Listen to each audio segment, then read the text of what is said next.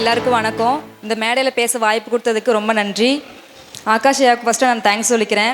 அவரோட motivational video தான் என்னை இவ்வளோ சீக்கிரமாக ஒரு கவர்மெண்ட் ஆஃபீஸர் ஆக்கணுச்சு. என் பேர் கிருஷ்ணவேணி. நான் வந்து பிஎஸ்சி பிஎட் முடிச்சிருக்கேன். கள்ளக்குறிச்சியில் கோர்ட்டில் டைப்பிஸ்ட்டாக எடுத்திருக்கேன்.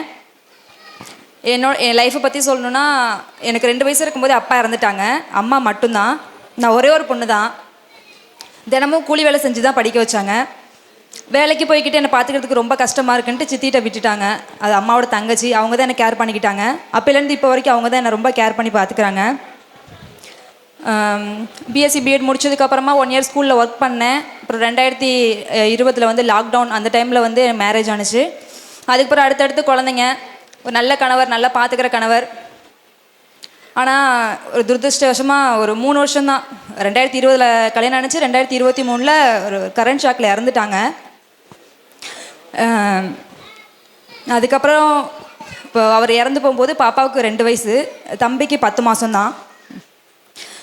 என்ன பண்ணுறதுன்னு தெரில, ரொம்பவே கஷ்டமாயிடுச்சு. அப்புறமேட்டுக்கு மாமனார் ஆனால் ரொம்ப சப்போர்ட்டிவாக இருந்தாங்க. மாமனார் மாமியார் யார் என்ன சொன்னாலும் என் கூட அவங்க பக்கத்துலேயே இருந்தாங்க. மாமனார் வந்து, நீ கவலைப்படாதம்மா, உனக்கு நான் இருக்கேன், நான் இருந்து பார்த்துக்கிறேன், உனக்கு அப்பாவாக இருந்து நான் என்னென்ன செய்யணும் இல்லாமல் என்ன செய்கிறமான்னு சொல்லிட்டு எனக்கு சப்போர்ட்டிவாக இருந்தாங்க. அப்புறம் அப்படியே ஒரு 4 மாதம் போணுச்சு. அப்புறம் துறையூரில் டேப் அகாடமி பிப்ரவரி அப்போ ஸ்டார்ட் பண்ணாங்க. அப்புறம் மார்ச் மந்தில் நான் ஜாயின் பண்ணி என்னால் 10 மாதம் குழந்தைய வச்சுட்டு என்னால் கிளாஸ் போக முடியல ரெகுலராக. அதனால் டெஸ்ட் பேட்ச் தான் போட்டிருந்தேன். சேலஞ்ச் டெஸ்ட் பேட்ச் போட்டு போயிட்டுருந்தேன். அப்புறம் ஜூன் மாதம் எக்ஸாம் எழுதினேன். அது அப்போ சித்தி சொன்னாங்க, நான் பார்த்துக்கிறேன் என் குழந்தைய, நான் பத்திரமா பார்த்துக்கிறேன், நீ போய்ட்டு டெஸ்ட் எழுதிட்டு வான்னு சொன்னாங்க. வீட்லேயுமே ரொம்ப சப்போர்ட் பண்ணாங்க. மாமியார் மாமனார் யார் என்ன சொன்னாலும் கேட்கல. எல்லோரும் என்ன சொன்னாங்கன்னா, புருஷன் செத்து எவ்வளோ நாள் ஆயிடுச்சு, அதுக்குள்ளே பைய கொத்துட்டு போகிறா அப்படின்லாம் சொல்லி பேசினாங்க. ரொம்ப டிமோட்டிவேட் பண்ணாங்க. ஆனால் சுற்றி இருக்கவங்கலாம், ஆனால் அதெல்லாம் அவங்க பெருசாக எடுத்துக்கலாம். மாமியார் மாமனார் எனக்கு ரொம்பவே சப்போர்ட்டிவாக இருந்து ஹெல்ப் பண்ணாங்க. என்ன 25 வருஷமாக பார்த்துக்கிட்டாங்க. இப்போ என்னோட பிள்ளையவும் ரொம்ப கேர் பண்ணி பார்த்துக்கிறேன் எங்கள் சித்தி.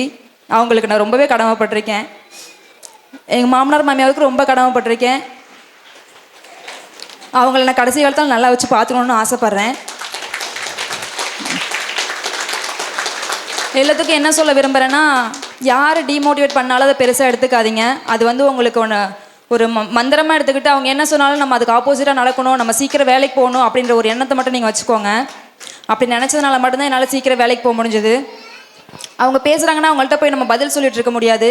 அவங்களுக்கு நம்ம வேலைக்கு போயிட்டு அது மூலியமாக தான் அவங்களுக்கு நம்ம பதில் சொல்லணும். எல்லோரும் நல்லா படிங்க. All the best.